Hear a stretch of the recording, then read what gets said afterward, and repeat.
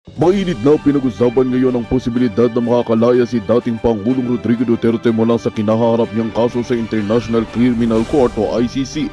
Ayon sa mga ulat, biglang nagkaroon ng pagbabago sa posisyon ng kasalukuyang administrasyon matapos personal umanong humingi ng paumanhin si Pangulong Kuting Jr. kaugnay sa dating mga pahayag na tumulisa sa imbestigasyon ng ICC. Isang hakbang daw ito upang panumbalik ang diplomasya sa pagitan ng gobyerno at ng internasyonal na korte. Sa gitna ng mga pagbabagong ito, umugong din ang balita na si Senadora Amy, kapatid ng Pangulo, ay posibleng italaga bilang bagong House Speaker kapalit ni Speaker Tambaloslos. Bagamat wala pang kumpirmasyon mula sa Kamara, may mga espekulasyong ito ay bahagi ng isang mas malawak na political realignment upang palakasin ang suporta ng administrasyon sa gitna ng kaliwat-kanang kontrobersya. Patuloy na umaasa ang kampo ni dating Pangulong Duterte na malulutas ang usapin sa ICC sa mapayapang paraan, habang binabantay naman ng publiko ang mabilis na pagbabago ng ihip ng hangin sa loob ng gobyerno. Inaasang maglalabas ng pahayag si Senadora Amy sa mga susunod na araw kaugnay ng isyong ito. Abangan ang mga susunod na ulat para sa pinakahuling detalye sa kaganapang ito. At yan nga ang balitang ating pakakatutupan. Ngunit bago ang lahat, siguraduhin mag-subscribe at ihit ang notification bell para sa patuloy na pagtutok sa mga silap ng bagong balita sa tunay na boses ng masa.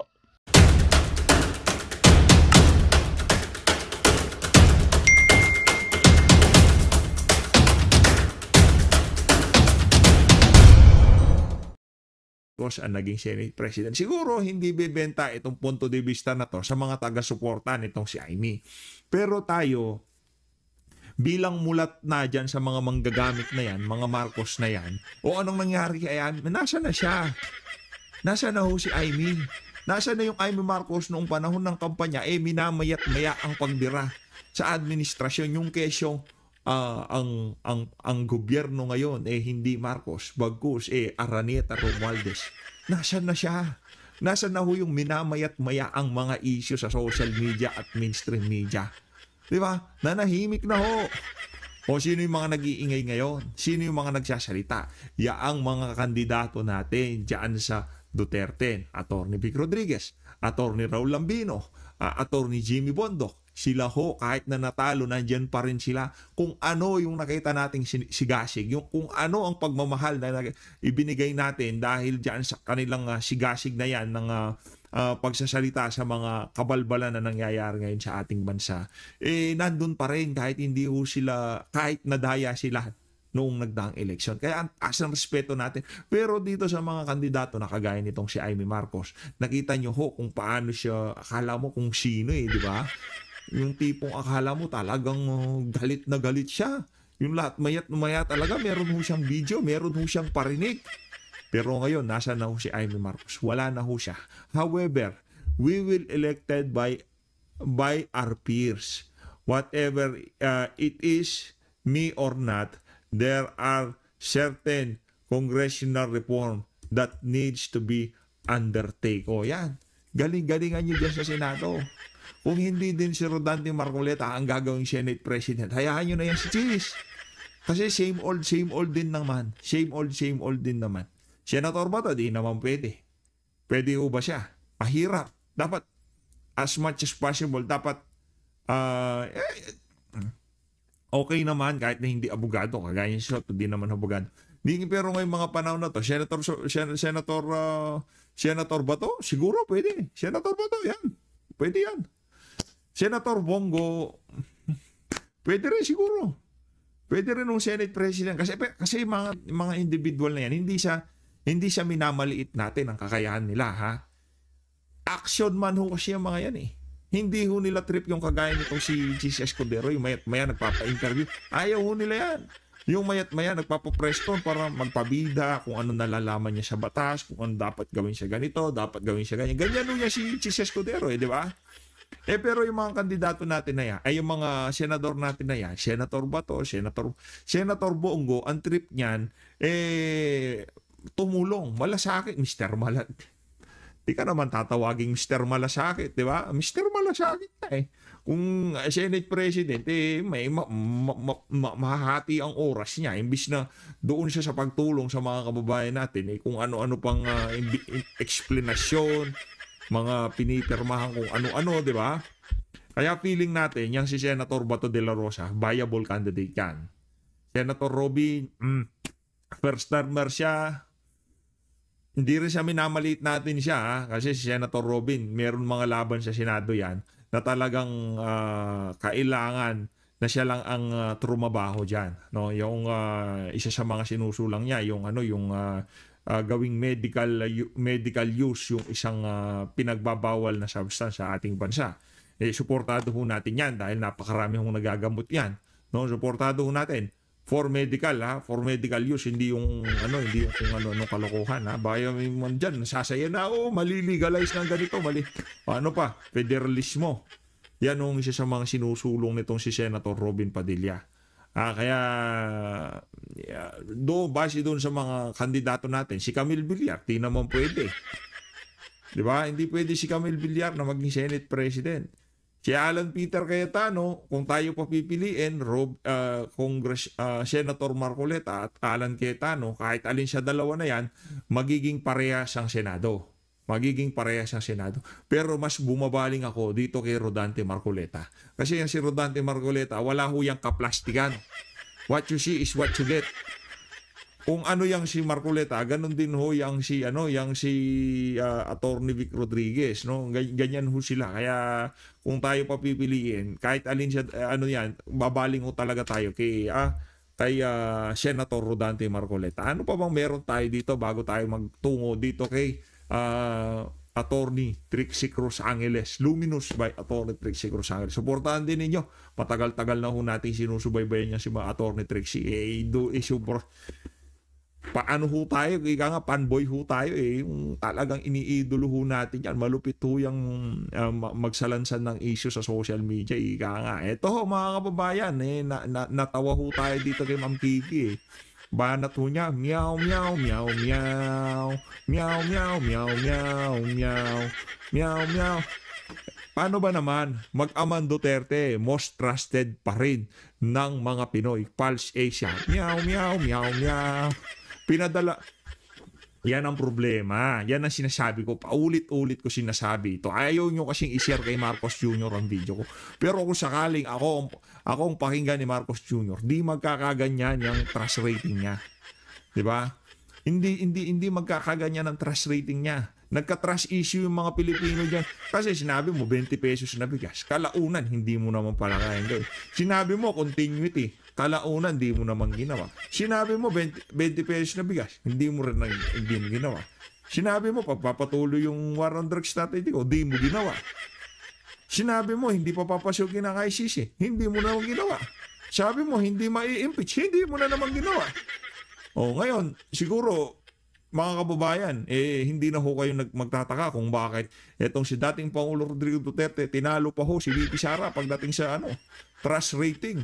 Tinalo ho nitong si PRRD, itong si Vice President. Tatay Diggs naman, wala na ho kayo sa pwesto. Wala na, ngayon, mayor kayo, pero bago ginawa tong survey na to, walang kinalaman yung pagiging mayor yun, pagtakbo nyo dyan. Basta alam ng sambayan ng Pilipino, Duterte nagtrabaho, Duterte nagmahal sa sambayan ng Pilipino. Walang maraming cheche bureche, ika nga, mag-amang Duterte. Di ba? Ibang klase po yan mga kababayan, ika nga, unprecedented. Wala akong ganyan. Kasi kung nangyari yan ng mga naunang panahon, kinukumpara na yan Unprecedented nga si Pinoy, si Gloria, at maglatago kayo kahit sinong kahit sinong presidente ng Pilipinas. Hindi ho nangyari, hindi ho nila naranasan. Yang nararanasan ngayon ni dating Pangulo Rodrigo Duterte, hindi yun dyan sa daig Netherlands. Ganun, anong punto natin? Si Marcos Jr., ang problema ho sa kanya, pinapakinggan niya yung mga nakapaligid sa kanya, pinapahamak lang naman ho siya. Diba? Ganun lang naman ho yun. Kasi simple lang yan. Simple lang ho yan. Ganito lang ho yan mga kababayan. Papayuhan ka ni Bersamin. Papayuhan ka ni Boying Remulla. Papayuhan ka ni kung sino pa magpapayo sa yung si Gibo Chodoro. DND secretary mo. Papayuhan ka niya si Anyo. Papayuhan ka ng mga yan. Kung ano-anong ipinapayo nila sa'yo, para ma-solidify yung kanilang mga pwesto at magtagal sila diyan kung ano ang pwestong meron sila ngayong mga panahon na to. Ang problema ho dito, mga kababayan, hindi naman ang trust rating nila ang nakukompromiso. Kasi wala namang pakialam ang mga kababayan natin yan. Tatanungin ba dyan sa mga survey, anong masasabi nyo? Pinagkakatiwalaan nyo ba si Bonjing Remulla? Pinagkakatiwalaan nyo ba si Eduardo Año? Yan si Gibo Chodoro? Hindi ho yun ang tanong dyan sa mga survey na yan. Kung sino ang shot caller, siya ang tinatanong dyan. This time, ang shot caller, si Marcos Jr., si VP Sara, at nataong ilinagay dyan si dating Pangulong Rodrigo Duterte. At ang nangyari, si dating Pangulong Rodrigo Duterte, pati itong si VP Sara, tinalo ho niya sa pinaka-latest na survey. Ayun na nga mga kababayan, kung ano bang linalaman na survey na yan. Siyempre, kung tayo lang naman dito mga kababayan, di ho natin mapapaliwanag ng detalyado yan. Kaya kailangan ho natin dyan ang ating iniidolo, talagang ika nga, siya ho sa mga pinapakinggan nating abogado pag nagpapaliwanag ng issue yung si Luminous by Attorney Trixie Cruz Angeles. Ito ho mga kababayan, si Attorney Trixie, panoorin ho natin to. Aalis na ho muna ako dito para malakihan ko yung frame, kasi pagka mas malaki ang frame, mas ika nga mabisa ang pakikinig ng ating mga kasama dito sa PH Update. Paano ba to? Yan.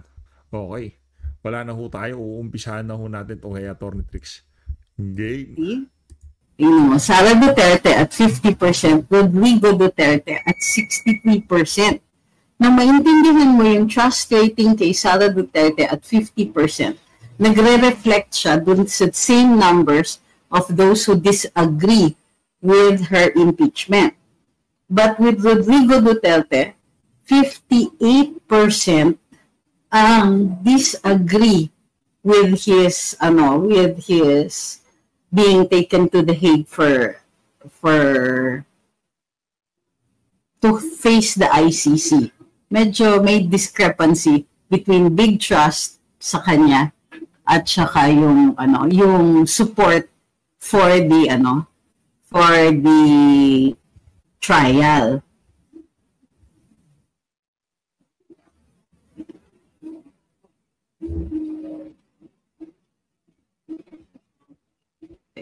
Pero it's still interesting to note that comparatively, Sara still outpaces President Marcos in trust ratings. And surprisingly then, well, maybe not so surprisingly, Rodrigo Duterte outpaces everybody when it comes to big trust. In other words, 63% of the people who were polled, and these are registered voters, still trust, big trust, hugely trust the former president. Despite no longer being president, despite no longer being in charge, despite currently being in The Hague, he is still registering at 63% big trust. Now, what we need to look at is the opposition percentage, which means those people who are are supportive of the impeachment of Sara Duterte and supportive of the trial of Rodrigo Duterte in the ICC. Parang consistent yung numbers na ito, which might be registering as the numbers of the yellows and the opposition. It might not be registering as the numbers of the loyalists.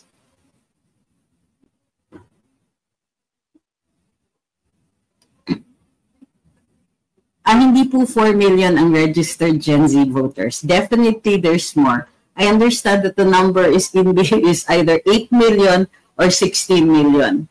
Pero hindi Gen Z yung hindi Gen Z yung 16 million. We're talking about those 27 years old and below. So 18 to 27. So yan, mga 8 million lang daw ang registered voters dyan, and actual votes cast is something like 4 million. I will have to double check the numbers, Sabi ni Janelle, unprecedented po ang ratings ni FPRD even up to now. Yes, and this is what we have to expect they will be working on more. So nakita nila that they're registering at about 16% for both VP Inday and Rodrigo Duterte as opposition. Those who support her impeachment, those who support his litigation in the ICC, those who support his facing trial in the ICC. Yan po ang mga dilaw and all that. And these are the people who will be working very, very hard to try to discredit the two.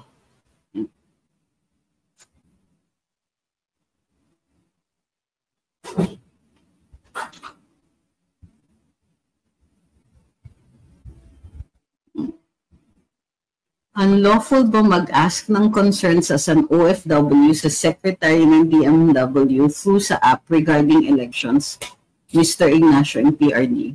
Dami kasi negatrons nag-react. Alam nyo, most of the time the reactions aren't very well educated or are simply knee-jerk reactions. A lot of the nega reactions are born out of fear that you might be asking a valid question and that the answer might be against their interests. So ignore the angry comments. So it isn't enough na nakikita natin dito na sikat pa rin at pinagkakatiwalaan si Inday Sara at saka si Tatay Digong. Ang kailangan ay protektahan nila kung gusto natin na makabalik sa Malacanang ang isang Duterte.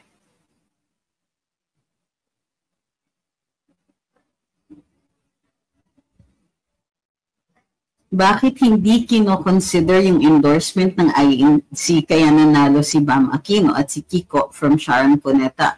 Hopefully, Aquino will vote against the impeachment. Diyos ko, hope is not a strategy.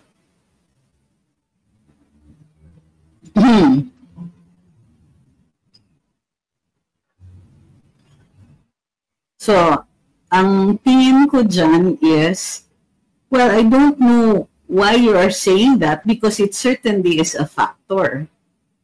Pero it still does not explain the ratings. In fact, Pulse Asia doesn't really say why BAM's alleged popularity along with Kiko's surged in April. Diba, ito yung wow dagat. It might be because marami silang ads na lumabas or marami silang mga kung ano-ano lumabas and umiyak si Sharon.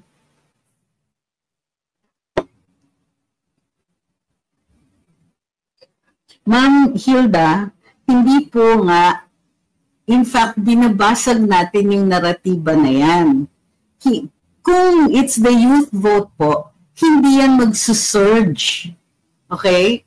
It would have been, dun pa lang, at the time that they were making whatever campaigns with the youth, that would have explained an increase in their popularity before. Pero a surge from April to May, medyo malabo po yun. Huwag po kayong naniniwala kasi yun nga po ang ginagawang dahilan para ma-explain yung sudden surge in their popularity or their placing in the senatorial elections.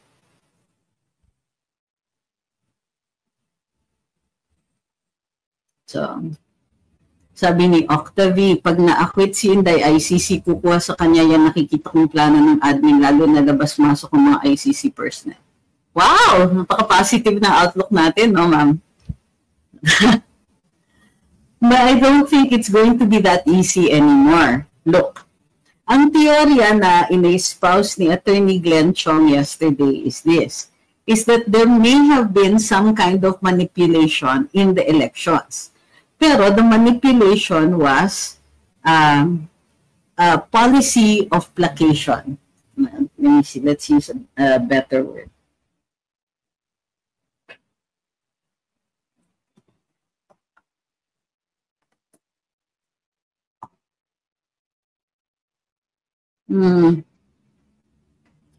The policy is pacification. Ganito. Nakikita siguro, assuming without conceding that the theory of foreign intervention sa ating elections ay totoo. Okay? Ngayon, may explain kung bakit ganyan. Parang pansit canton with something for everybody. Mayroong panalo para kay Alyansa, mayroong panalo ang Dilaw, mayroong panalo ang mga pro-Duterte, both the PDP as well as the the candidates of VP Inday. Like I said, those two are not necessarily the same. So, parang wow, everybody happy. Kasi, ang punto ng alleged foreign intervenor is to prevent a revolution. Ibig sabihin, kinikilala nila na hindi popular yung impeachment. Kinikilala nila na hindi popular ang pagkuha kay Rodrigo Duterte. So yung mga ganitong sinasabi ninyo may not hold water in the long run. Nakita ng mga tao at nakikita din ng mga foreign powers yung continued support for Rodrigo Duterte. So doing something like that, repeating the taking of Duterte with Inday Sara, is not going to be very popular and might spark outrage. Okay? Ray Monster says, tama. Youth vote is not limited to Bam and Kiko. I'm a millennial. I voted for Duterte endorsed candidates. I know some of my students voted for them also. That's wonderful. It means that it's not a homogeneous vote. So, ang nakikita ko is excuse ito. Ginagamit nila yung alleged youth vote to justify what might have been a foreign intervention in our elections. At least base doon sa pinopropose na teorya ni Attorney Glenn Chong, which, by the way, is a good theory.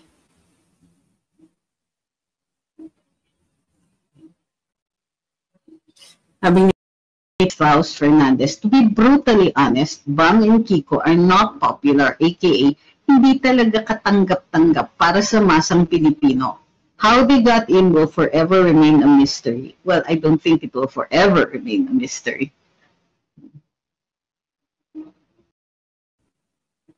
Sabi ni Danny, I understand the concept of pacification but have difficulty understanding why this is due to foreign intervention. Because of the backdrop of the Taiwan issue and U.S. forces present in our in the country, particularly with the proposal to make the Philippines a forward base of the United States should hostilities break out in the Taiwan Strait. Yun po yun. That is the consideration. Of course, Attorney Glenn uses as a basis for his theory of intervention the unusual results of the COMELEC as well as the even more unusual explanation made by COMELEC Chairman George Garcia.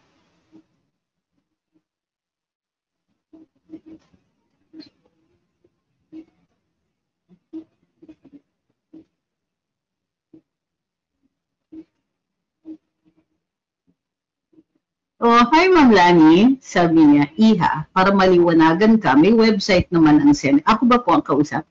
Doon mo malalaman na patagal ng pinopropose yan, free education, hindi nagtatagumpay.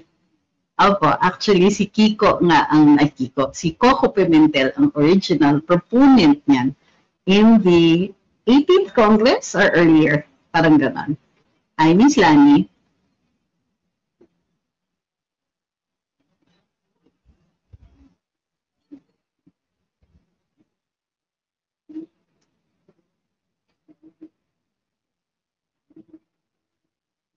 So, while we may be happy with many of the results of the elections, let's just keep in mind the possibility that there may have been intervention.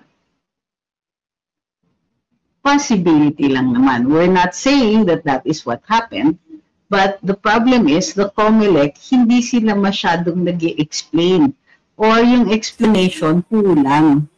Halimbawa, nababasag nga ni Attorney Glenn Chong yung mga numero. Kailangan pagkaganon, dagdagan ng COMELEC ang impormasyon at tuloy-tuloy silang makipag-engage. Hindi pwedeng yung minsan ka lang sasagot tapos yun na yun.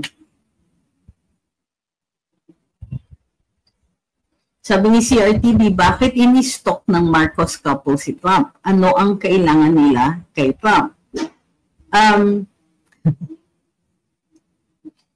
ba tawag doon? kailangan iangat yung kanilang kredibilidad.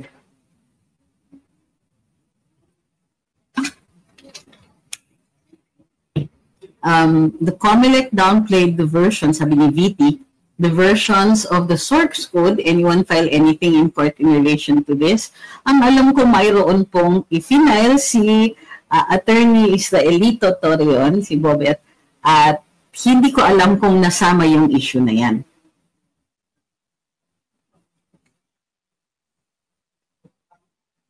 Sabi ni Ma'am Hilda, I am aware of that. Kaya ako, nagulat din ako na yan ang ginamit na campaign ni BAM at napaniwala ang mga Gen Z and millennials.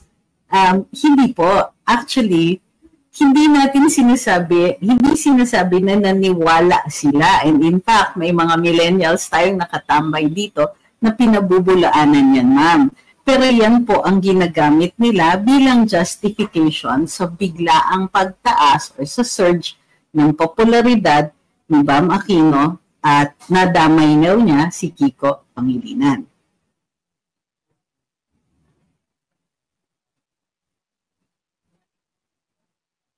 Hindi po. Guillermo is asking, pakipaliwanag niyo po kung bakit interesado ang foreign country sa Pilipinas. Hindi lang po natin kasi binabanggit yung pangalan ng bansa na yon na base sa teorya ay interesado sa atin dahil matagal na silang nandito. Sabi niya, takot ba sa mabilisang pag-asenso ng Pinas dahil sa sipag at tiyaga? Actually, geopolitics po. Mayroon pong posibleng maging conflict dyan sa Taiwan Strait, so kailangan nila ng mga base dito. Katulad ng paggamit nila sa Clark at saka sa Subic noong panahon ng Vietnam War. So dito, nakapwesto na nga ang ilang mga armamento nila bunga ng ating Visiting Forces Agreement at saka paggamit niya nila dito. So, base din sa ating Mutual Defense Treaty. So, yun po yun.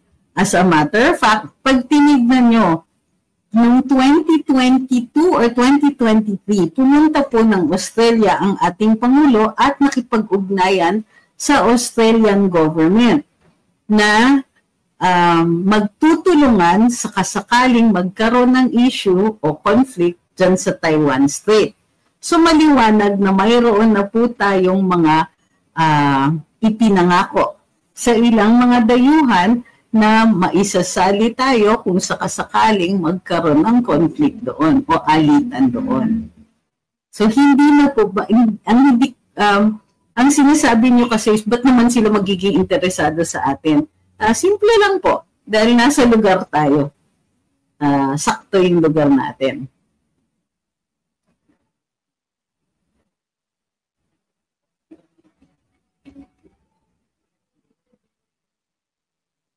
Sabi ni Aldrich, mukhang may tataas na naman ang presyon bukas sa paglabas ng bagong survey ng Pulse Asia.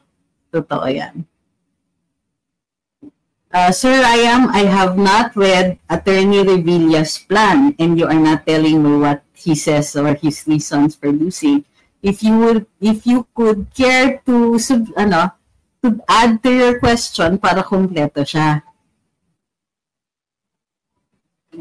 Sabi ni Jason, interesado magbenta ang Amerika ng gamit sa giyera. Ay, hindi lang po yun. Gamitin ng Pilipinas bilang base nila. Bahagi nga ng Visiting Forces at saka Mutual Defense Treaty.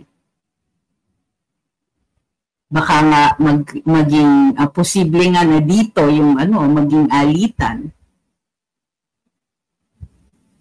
Sabi ni Roy, IT din ako, so importante ang version na updated apps na naka-install. For me, hindi credible ang result base dun sa transmission ng result diverted sa ibang survey. Niluto muna.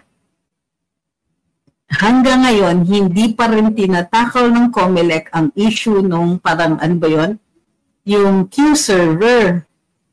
Parang iniipon, iniimbudo nga muna doon lahat ng mga resulta tapos isa-isa itinatransmit daw sa COMELEC. Marami pang mga issues tungkol dyan sa transmissions, including kung bakit hindi real-time ang transmissions.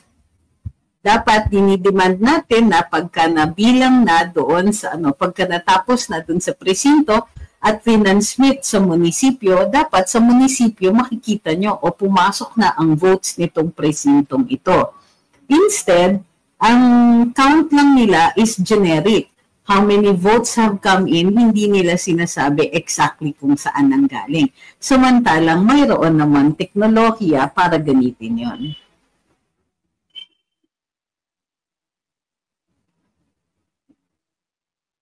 Ang isa pang issue ay, at hindi natin natalakay kung kaya't kailangan natin ng part 2 with Attorney Glenn Chong, is yung dami ng OFWs. Kasi mababa ang turnout ng OFW vote.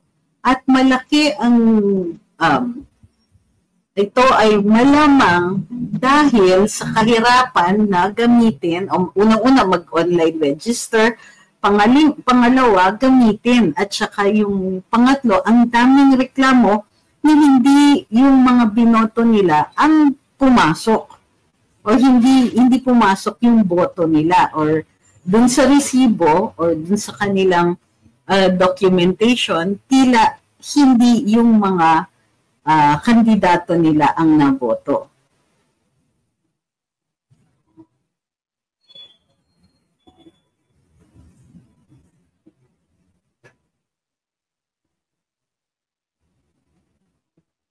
Sabi ni James Bond, bakit negative 10 ang trust rating kay BBM?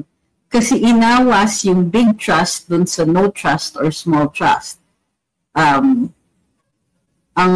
no trust or small trust niya is 42%. Ang big trust is 32%. So 42 minus, ay hindi ba negative nga pala. Ang big trust pala dapat ang nagbabawas sa no trust. So 32 minus 42, negative 10.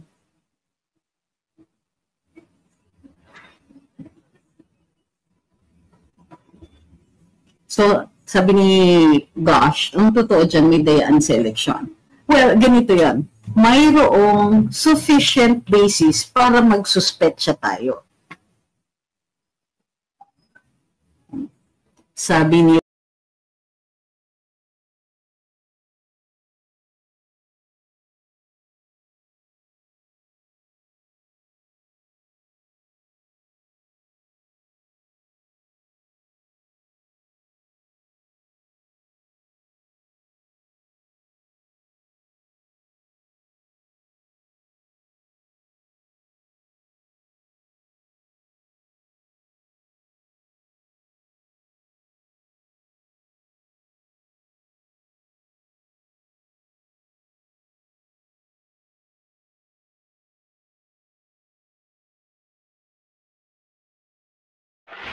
Magandang balita ang hatid namin sa inyo ngayong araw. Sa pagtatapos ng aming balitaan, nagbigay kami ng mga mahalagang impormasyon.